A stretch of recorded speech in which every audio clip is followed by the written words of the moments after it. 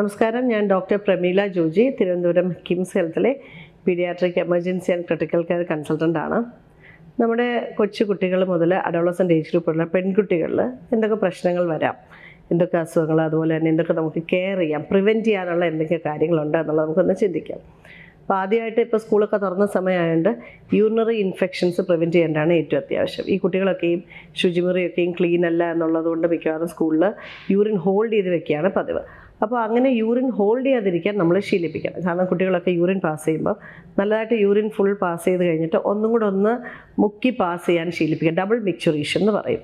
ഇത് urinary infection prevent ചെയ്യാൻ നല്ലപോലെ ഹെൽപ്പ് ചെയ്യും. പിന്നെ നല്ലതായിട്ട് വെള്ളം കുടിക്കുകയും ചെയ്യണം, വാഷ്റൂം യൂസ് ചെയ്യുകയും ചെയ്യണം. അപ്പോൾ ഇത് നല്ലതായിട്ട് നമ്മൾ കുഞ്ഞുങ്ങളെ പറഞ്ഞ് മനസ്സിലാക്കണം. കാരണം എസ്പെഷ്യലി ഗേൾസ് വാഷ്റൂമിലൊക്കെ പോകാൻ നല്ല മടിയുള്ള കൂട്ടത്തിലാണ്. അപ്പോൾ ഇത് പേരൻസ് പ്രത്യേകിച്ച് ഈ മഴക്കാല സമയത്തൊക്കെ നല്ലതായിട്ട് കെയർ ചെയ്യേണ്ട ഒരു കാര്യമാണ്.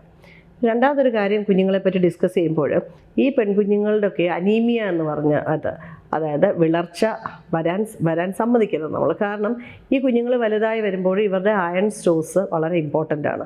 ആ അയൺ സ്റ്റോഴ്സ് നല്ലതായാലേ ഭാവിയിൽ ഇവർ നല്ലൊരു അഡോളസൻ്റ് ഗേളായിട്ട് പിന്നെ ഒരു അമ്മയാവുന്നതിനൊക്കെയും നമ്മളിപ്പോഴേ കൊടുക്കുന്ന കെയർ വളരെ ഇമ്പോർട്ടൻ്റ് ആണ്. അതുകൊണ്ട് കുഞ്ഞുങ്ങളുടെ ഹീമോഗ്ലോബിൻ നമ്മൾ ചെക്ക് ചെയ്യണം, അയൺ സ്റ്റോഴ്സ് നോക്കണം. അപ്പോൾ വളരെ കുറവാണ് അയൺ സ്റ്റോഴ്സ്, ഹീമോഗ്ലോബിൻ വളരെ കുറവാണെങ്കിൽ നമ്മൾ അയൺ സപ്ലിമെൻറ്റേഷൻ കുഞ്ഞുങ്ങൾക്ക് കൊടുക്കണം. അത് വളരെ ഇമ്പോർട്ടൻ്റ് ആണ്. എന്നിട്ട് നമ്മുടെ ഹീമോഗ്ലോബിൻ ലെവൽ ഒരു 10 എബോവ് എങ്കിലും മിനിമം വെക്കുക എന്നുള്ളത് വളരെ ഇമ്പോർട്ടൻ്റ്. കാരണം ഇത് അനീമിയ വന്നു കഴിഞ്ഞാൽ നമ്മൾ ഇന്ത്യയിൽ ശരിക്കും അനീമിയയുടെ ലെവൽ വളരെ കൂടുതലാണ്, എസ്പെഷ്യലി അഡോളസൻ്റ് ഏജ് ഗ്രൂപ്പിൽ.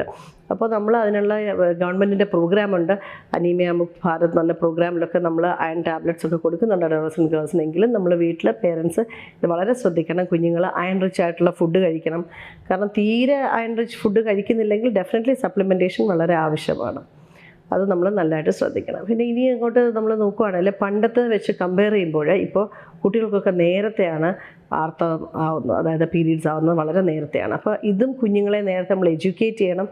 അത് എഡ്യൂക്കേറ്റ് ചെയ്യുന്നതിനൊപ്പം തന്നെ ആ സമയത്ത് വേണ്ട എക്സ്ട്രാ കെയർ കുഞ്ഞുങ്ങൾക്ക് അത് പറഞ്ഞ് മനസ്സിലാക്കി കൊടുക്കണം. പീരീഡ്സ് ആകുമ്പോൾ എങ്ങനെയൊക്കെയാണ് ഹൈജീനിക് ആയിട്ടുള്ള കെയർ, പ്രത്യേകിച്ച് സ്കൂളിലൊക്കെ പോകുമ്പോൾ പാഡ് മാറ്റുന്ന കാര്യങ്ങളൊക്കെ വളരെ നേരത്തെയാണ് ഇപ്പോൾ കുട്ടികൾക്ക് പീരീഡ്സ് ആവുന്നത്. ഇപ്പോൾ കുറച്ച് കാലമായിട്ട് നമ്മുടെ എൻഡോക്രൈനോളജിസ്റ്റ് ഒക്കെ ഡിസ്കസ് ചെയ്യുന്നതാണ്. നേരത്തെ നമ്മൾ പറയുന്ന ഒരു 12 ഇയേഴ്സ് ഒക്കെ ആണെങ്കിൽ ഇപ്പോൾ ഒരു 9 to 10 ഇയേഴ്സിലൊക്കെയാണ് കുഞ്ഞുങ്ങൾക്ക് ആ ഒരു മെനാർക്കി അറ്റൈൻ ചെയ്യുന്നത്. അപ്പോൾ ആ സമയത്ത് വേണ്ട കെയറും നമ്മൾ ആ സമയത്ത് അയൺ വളരെ ഇമ്പോർട്ടൻ്റ് ആണ്. Iron stores has to be really good. അപ്പോൾ അതും നമ്മൾ നല്ലപോലെ ശ്രദ്ധിക്കണം. പിന്നെ ഈ കുഞ്ഞുങ്ങൾ ഏറ്റവും ഇമ്പോർട്ടൻ്റ് ആയിട്ടുള്ള കാര്യം അടുത്തത്, കുട്ടികളെല്ലാവരും എക്സസൈസ് അങ്ങനെയൊന്നും ചെയ്യാതെ ടി വിയുടെ മുമ്പിൽ സ്നാക്സുമായിട്ടിരിക്കുക, മൊബൈൽ ഒത്തിരി യൂസ് ചെയ്യുക, അങ്ങനെ ഇരിക്കുന്ന ഒരു കാലഘട്ടമാണ്. അപ്പോൾ നമുക്ക് എന്ത് ചെയ്യാൻ പറ്റും? കൂടുതലായിട്ട് ഇവരെ ഗെയിംസിലൊക്കെ ഇറക്കാം. അതായത് സ്പോർട്സിനാക്കാം, ആർട്സ് ആക്കാം, ഡാൻസോ അങ്ങനെ എന്തെങ്കിലും ഒരു സ്പോർട്സ് ഓർ ആർട്സ് ആക്ടിവിറ്റി കുഞ്ഞുങ്ങളെ ശീലിപ്പിച്ചു കഴിഞ്ഞാൽ അവരുടെ അമിതവണ്ണം കുറയ്ക്കുവാൻ അത് സഹായിക്കും.